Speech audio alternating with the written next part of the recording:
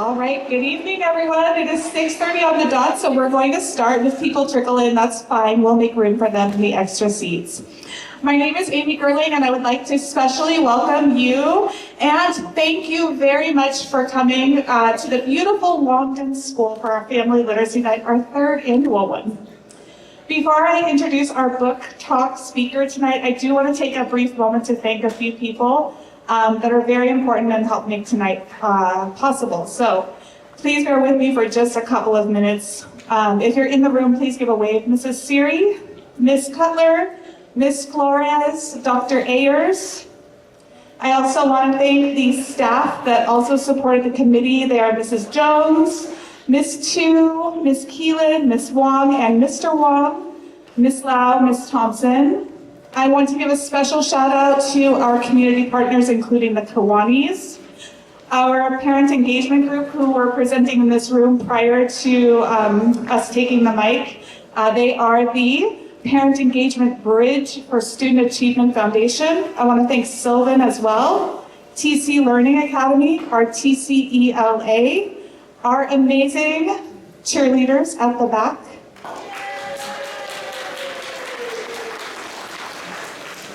We also had a number of Temple City High School volunteers, and they were quite fantastic, arriving here very early today and staying even late tonight. So I do want to thank those of you that are here if you give a wave as well.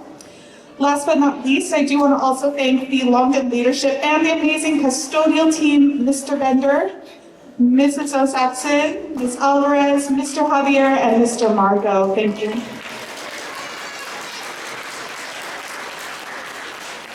I want to welcome the members of the TCUSD leadership team here tonight. We have Moises Velasquez on tech, Dr. Stacey Ayers on everything. I don't know if he's here yet, but he will wander in. Richard Lohman. At the back. Our fabulous superintendent, I saw him, Dr. Art Kuna. I want to thank our amazing elementary principals and vice principals, Ms. Rudell, Ms. Johnson, Ms. Heredia, Mr. Fender, and Mrs. O'Saxon. Yes, much deserved. We also have some members of our Board of Education that I want to extend a warm welcome to. Miss Mary Sneed, Mr. Matt Smith, Mrs. Melissa Espinoza. I saw her earlier today, but I'm not sure if she's up here yet. And the star of the show tonight, Mrs. Donna Georgino. So I want to tell you a bit about Mrs. Donna Georgino. She's a pillar of our Temple City community. She moved to the Temple City area when she was a school-age child. She attended Oak and the high school. Cue the cheerleaders. She continued her education at Cal State Long Beach, where she earned her bachelor's and her master's degree. I know we have some Long Beach people in the house. Donna has a number of family members who went to Temple City High Schools as well, or Temple City Schools as well. They include her brother who attended Longden, Oak, Temple City High School, her son, who also, thank you guys are amazing. Her son attended La Rosa, Cloverly, Oak, and Temple City High School. In her own words, Donna said that she has an emotional tie to all of the schools because she has served them in various capacities throughout the years. Donna has also served here in Temple City as the Director of Parks and Recreation, and she currently serves as a valued member of the Board of Education and the President of the Temple City Historical Society, and I'm sure just about everything else too.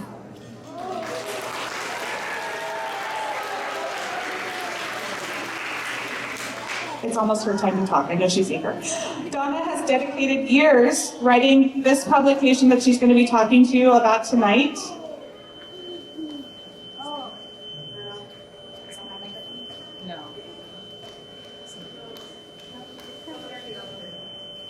See the amazing Moises Velasquez. See?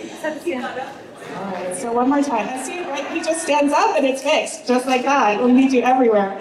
Donna has dedicated years writing the publication that she's going to speak to tonight about the historical book the title of the book is Images of America, Temple City, and it is in collaboration with our fabulous city's legendary photographer, Mr. Jerry Jambazian.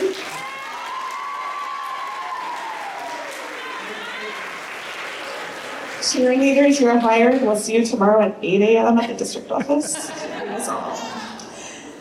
I'd like to thank you, Mr. Jambazian, for being here. Donna is going to share her insights as the author of the evening and tell you more about her book, which is for sale using the QR codes on the sides of the room.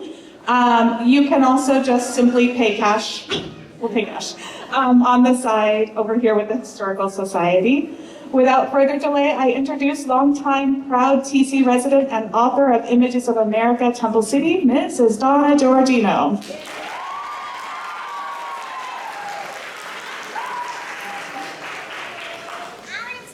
Well, I'm thrilled to be here today because, as Mrs. Gerling said, I grew up here in Temple City, and I'm here in front of a lot of people that grew up in Temple City.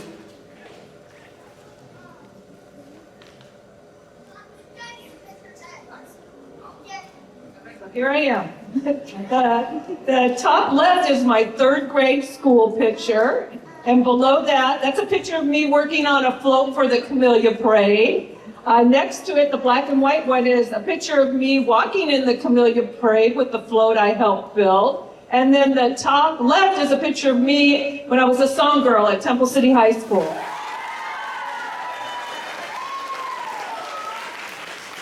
After I finished college, I came back to Temple City and have been here ever since. I spent the majority of my career working for the city of DeWarty, not Temple City. But that's okay. And once I retired, I was able to donate more of my time volunteering in my hometown. One of the organizations I got involved with was the Historical Society of Temple City. When Temple City's centennial was approaching, the Historical Society decided to produce a book that would chronicle 100 years of Temple City's history. I took on the project, and in January of this year, Images of America, Temple City was published. The town of Temple was established in 1923 by Walter Temple. Temple's family was very prominent in the greater Los Angeles area in 1800s. Walter's uncle, Jonathan, opened the first store and the first theater in Los Angeles on land that he called the Temple Block. After Uncle Jonathan moved up north, Walter's father acquired the property, and with his father-in-law, William Workman, opened a bank on it. This is a photo of the Temple Block in 1875 with the bank in the foreground. Unfortunately, the bank failed in the Long Depression of the 1870s, and the property was sold at auction. In the 1920s, the Temple Block was remade to become the location of the current Los Angeles City Hall.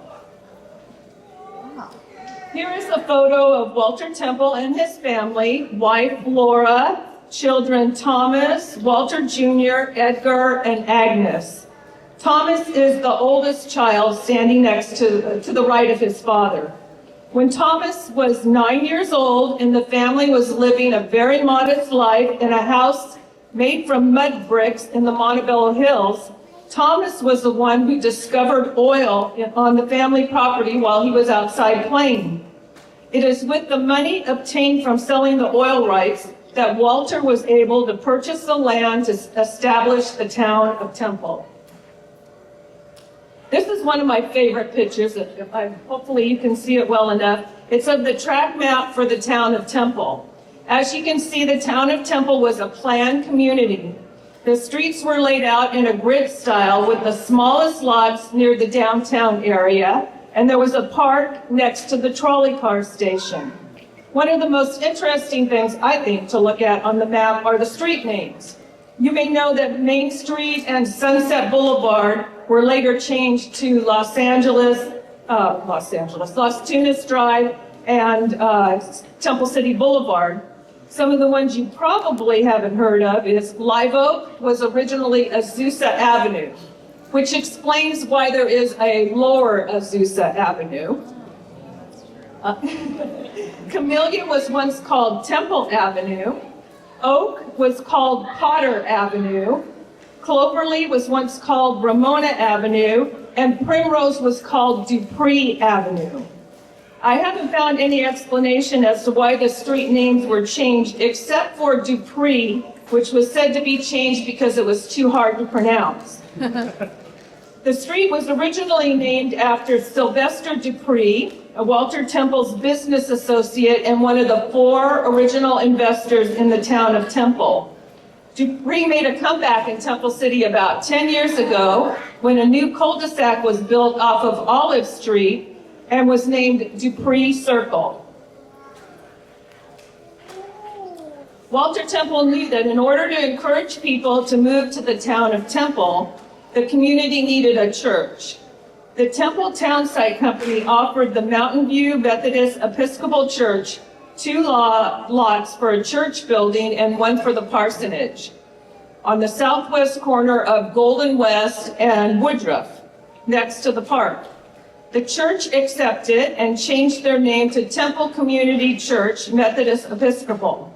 This grand building in the picture was torn down in the 1960s and replaced by the buildings that are currently occupied by the First United Methodist Church. The picture on the left is the first commercial building in the town of Temple. It was built on the northwest corner of Las Tunas Drive and Temple City Boulevard, where German Piano is today. The building housed 2 businesses, Temple Hardware and Temple Pharmacy. Temple Hardware opened in March 1924, 5 days before Temple Pharmacy, and thus became the first business in the town of Temple. The picture on the right is of Temple Hardware, owned by the Sears family who lived on Primrose Avenue. Laura Sears, shown as a young child in the picture, was a budding opera singer while she was in high school. Laura was coached by Maestro Guido Casaloti, who was the father of Adriana Casaloti, who was the original voice of Snow White. Walter Temple convinced the Pacific Electric Railway Company to extend their San Gabriel line to the new town of Temple. The line was completed in 1924 and terminated at Temple Park, where it turned around and went back to Los Angeles. The station for the line was located where our city hall currently resides. Due to the increased popularity of cars in the 1930s, ridership on the trolleys declined and cable cars soon became unprofitable. The line was discontinued in 1941, and the tracks that went down the middle of Las Tunas Drive were removed shortly afterward. This is a picture of the 1926 Armistice event, which is like Veterans Day, put on by the American Legion in Temple Park.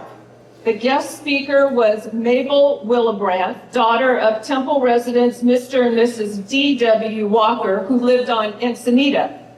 Mabel Willebrandt is known as the First Lady of Law because she served as a U.S. Assistant Attorney General from 1921 to 1929, at a time when women did not hold such important positions. She served under Presidents Harding and Coolidge, and later had a career as a private attorney. Willebrandt was featured in a 2011 Ken Burns documentary, and the HBO series Boardwalk Empire featured a character based on her. In late 1927, it was decided that the town of Temple needed a new name to avoid confusion at the post office. A contest was held and a 3-person committee was formed to select the winning name from over 200 entries. The winning name was Santa Rita, and the anonymous person who submitted the name asked that the $25 prize money be given to the Temple Community Church. Okay, obviously we are not called Santa Rita, so what happened? Not everyone liked the winning name, including a local historian and friend of Walter Temple's, J. Perry Worden. Worden wrote a letter to the editor of the local newspaper, the Temple Times, lambasting the idea. In the end, the postmaster announced that a compromise would be reached and the new name would be Temple City. In 1928, the Temple Chamber of Commerce entered afloat in the Pasadena Tournament of Roses Parade. The description in the official program says, another of the small communities, Temple showed peaches from Delaware by way of South Santa Anita School, large baskets of them in heather and rose settings. The harmonica band from the school showed that the community could also supply its own music. Today, South Santa Anita School is Longden School. So those children in the picture up at the top right-hand side, they went to this school. Over the years, Temple City has had a float in the Rose Parade 12 times, and the Temple City High School Band has marched in the parade twice. In 1950, General Dwight D. Eisenhower, later President Eisenhower, was chosen as the Grand Marshal of the 1951 Rose Parade.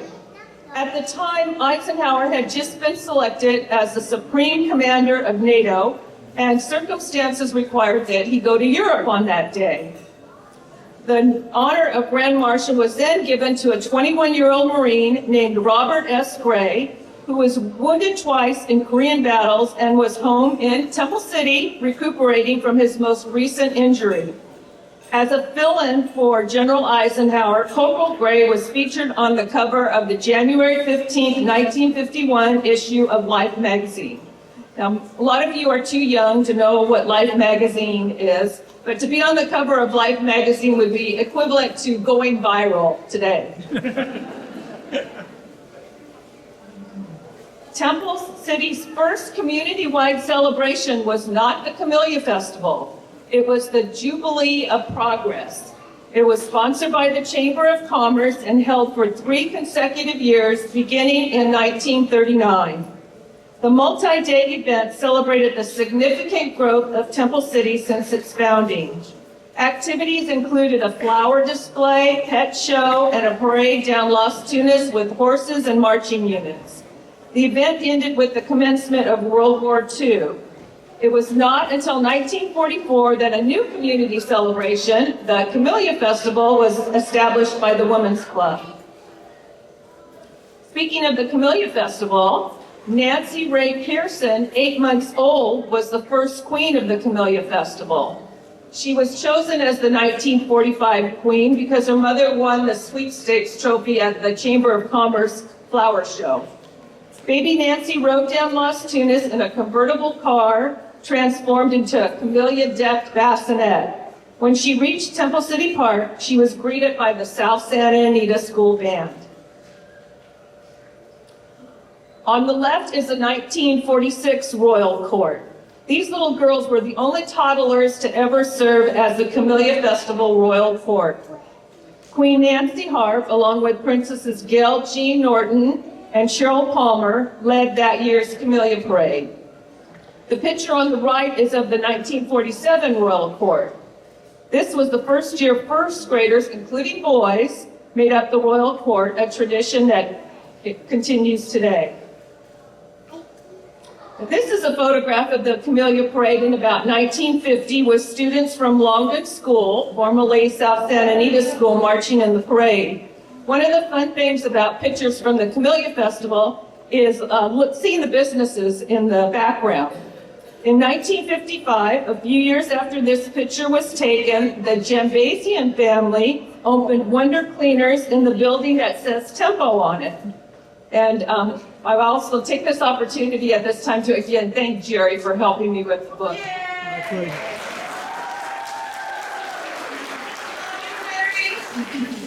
Love you too.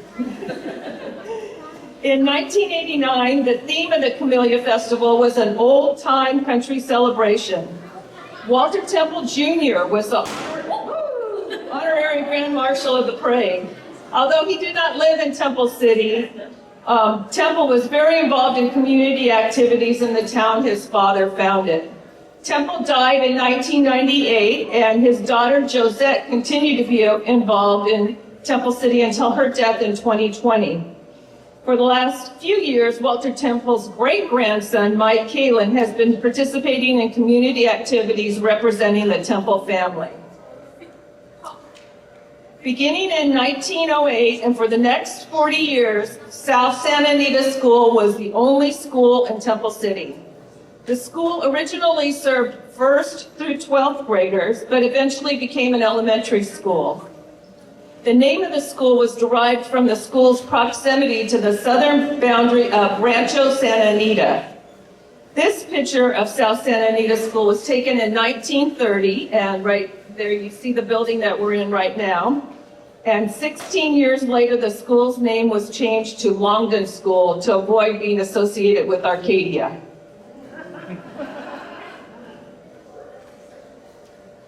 To alleviate crowding and double sessions at Longden School, Cloverleaf School was built and opened in 1947 for kindergarten through 5th graders.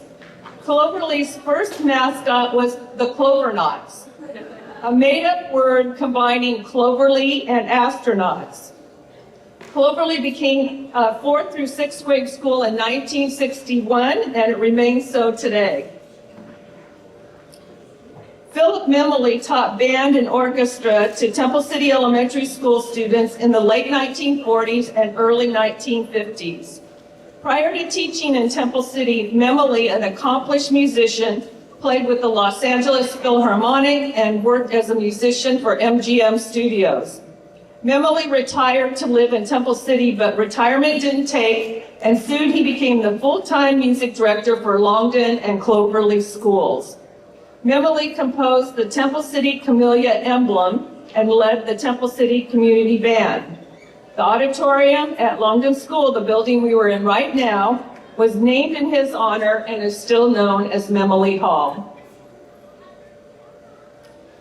Temple City Junior High School was built by the Pasadena School District on Oak Avenue and opened in 1950. When the community voted to unify the Temple City School District in 1954, the junior high school was annexed and was turned into Temple City High School. For 2 years, while a permanent high school campus on Lemon and Temple City Boulevard was being constructed. Once the new high school campus was able to be occupied by students, the former Temple City Junior High School became Oak Avenue Junior High School, and then later Oak Avenue Intermediate School. And you might notice the tower on top is familiar to the one that is there now. However, there was a fire at one time, and when they rebuilt it a little shorter. Emperor School opened in 1950. It was built so that elementary school students didn't have to cross a busy Rosemead Boulevard to get to school. While in the planning stages, the school was referred to as Muscatel School, but by the time the school opened, it had been officially named Emperor. After completing college in only 3 years, William Bill Schmidt began teaching math to 8th graders at Longden School in 1955, but spent the majority of his teaching career at Oak Avenue. He was one of California's first blind teachers to teach sighted children. Mr. Schmidt eventually became a principal and administrator in Temple City and ultimately spent 30 years in TCUSD. This is a picture of Mr. Schmidt in his classroom with a service animal. And you notice I always call him Mr. Schmidt? That's because he was my teacher, and that's a hard habit to break. When looking for land where Temple City High School could be built, a 10-acre site owned by Caltech that was being used for experimental farming was chosen. This is an aerial view of Temple City High School campus taken in about 1960. The Caltech property came with a 2-story building and a house, both located on Temple City Boulevard. If you look closely, you can see them. In the first several years of Temple City High School, the 2-story building was used for science classes, and the house was used as a faculty lounge. Eventually, both buildings were torn down to make room for the construction of additional classrooms. In 1955, La Rosa School was the final elementary school to open in Temple City. It served kindergarten through sixth graders until 1961, when it became a kindergarten through third grade school. La Rosa was originally going to be in the Rosemead School District, but when the community voted to unify the Temple City School District, the area in the southern part of Temple City where La Rosa was to be located became part of TCUSD. This is an aerial picture of Longden School in the early 1950s. At the time, the vacant corner adjacent to Longden School was owned by the Temple City Community Youth Center Committee. They had purchased the land with the intention of building a public swimming pool on it. When the community voted to build a high school in Temple City, the Community Youth Center Committee sold the land to the school district and then donated the proceeds to help pay for the swimming pool at Temple City High School. The black and white picture is of Simone Schaller. She competed in the 80-meter hurdles at 2 Olympic Games. At the Los Angeles Games of 1932, during a preliminary round, Schaller tied the world record. At the 1936 Berlin Games, Schaller was eliminated in the semifinals. The color picture is of the married Simone Schaller Kieran. The Kieran family lived across the street from Temple City High School, where beginning in 1967, Mrs. Kieran worked in the cafeteria at Temple City High School for 20 years. Simone Schaller Kieran passed away in 2016 at the age of 104. At the time, she was thought to be the oldest living Olympian. And Jerry used to play tennis with her. And she used to beat you, Jerry? Yep. Yeah, she used to beat her. Temple City High School has produced some impressive graduates, but these are two of the most distinguished. On the left is Kent Cullors. In 1967, Kent was a valedictorian at Temple City High School. Blind from birth, he earned a PhD in physics from the University of California, Berkeley. He is the world's first blind physicist and believed to be the first blind since birth astronomer.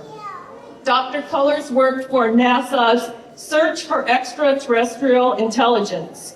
He has a planet named after him, and he was portrayed as the fictional character Kent Clark in the movie Contact. On the right is Steve Lindsay. Steve was an Eagle Scout from Troop 161 and graduated from Temple City High School in 1978.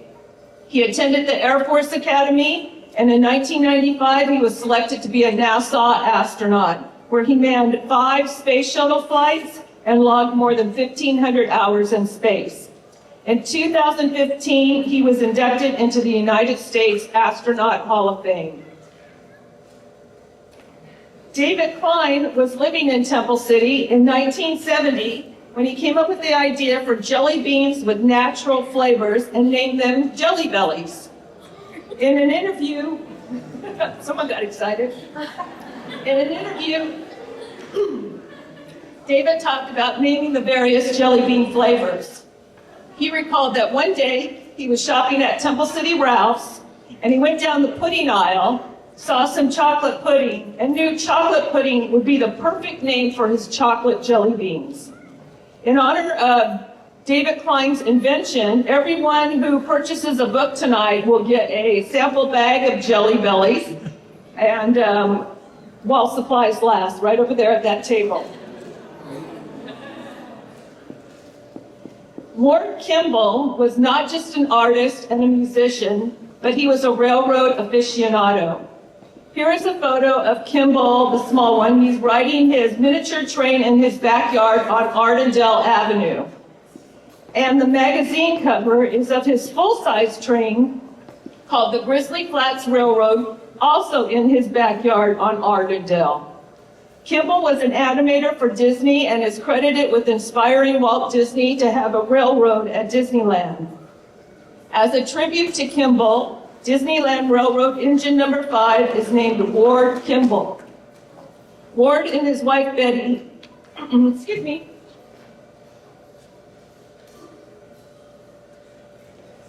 keep you in suspense. Ward and his wife Betty were very involved in Temple City schools. In fact, Betty was elected as the first PTA president at Emperor School, and Ward directed the Emperor Philharmonic. One of the most consequential events in the history of Temple City was when residents voted to incorporate the city in May 1960. Pictured are members of the first city council being sworn in on the track at Temple City High School. Merrill Fitzjohn, second from the right, served as the first mayor of Temple City. And that brings us to 2023. It was a big year for the city of Temple City because it was the 100th year anniversary of the founding of the town by Walter Temple. There were many celebration activities throughout the year, including a centennial parade, followed by activities at Temple City Park. In this photograph, members of the City Council present board members of the Historical Society of Temple City with a commemorative certificate. I hope you've all enjoyed hearing about our book and some of Temple City's most memorable events. Temple City has such a rich, interesting history, and it was a pleasure to be able to share it with you. If you'd like to buy a book, we're selling them right over here, and all the proceeds from the book go to the Historical Society of Temple City. And if you'd like it signed, I'll be over there at the table, and I'll be happy to sign it for you. Does anybody have any questions? Jerry does. At the Camellia Festival in 1944, was there always 10? No. No. So there was 1, then there was 3, then there was 6, and there was 6 for quite a while until with the banner carriers. So yeah, they didn't always have banner carriers. Okay. Any other questions? Okay, thank you very much, everyone.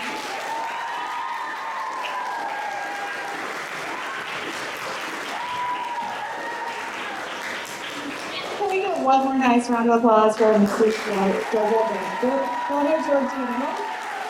I want to thank you so much for being a keynote speaker. You are amazing. For those of you that got a little taste of Temple City history and want a little bit more, check out the books. This is for you. Our cheer squad's going to make their way up. While our cheer squad makes their way up to take a picture, I did want to honor just a couple other people that I caught, that I left off my list. Mr. Daryl DePellion, our Director of Student Services, very important. Mrs. Lou Flores, our Director of SPED, give us a wave. No, give us a wave. Thank you. And Miss Marie Montero, thank you for being here. And if I forgot someone else, my deepest apologies, and I do love you. So cheer squad can come up and take a picture. Yes.